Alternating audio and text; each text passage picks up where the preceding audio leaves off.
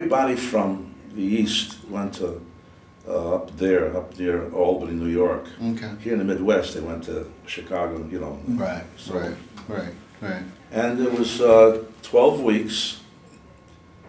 By the time I got out, I was no longer a civilian. Okay. So you had a 12-week boot camp. Yeah, 12 weeks. Okay. Yeah. What was that like? And what was that like? It was a transference from a civilian environment with its permissiveness and other bullshit to a highly disciplined. To give you an example, I was a kind of a troublemaker. I always thought to myself, and I wasn't stupid. Brooklyn Tech took me in. But I remember boot camp, I tried to lead the guys to contest the selection of a squad leader by the Navy. In the barracks, we had an officer, an ensign or something. So I said, let's take up a petition. We don't like this guy. Let's select our own, democratic.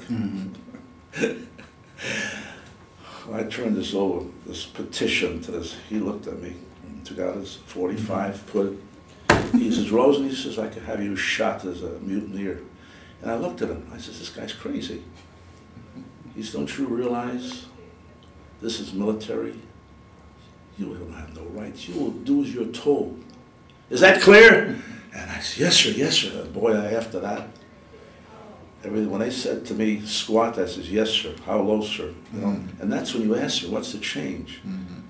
So in addition to shaving my head, all of us, we all look like eggheads, you know?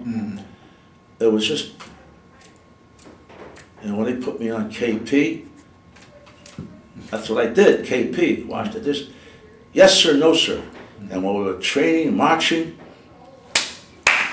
you know, intricate maneuvers, you know, and marching. I remember they gave us wooden rifles. They says they taught us enemy aircraft were going to fly. It was all simulated. Sure.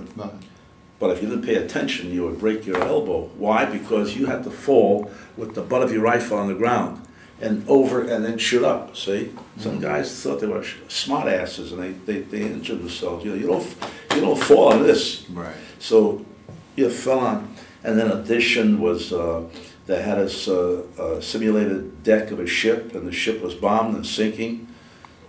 Put your life raft on. It was about 3 stories. Okay. And you know, this is what you do, like this. You know, we learned.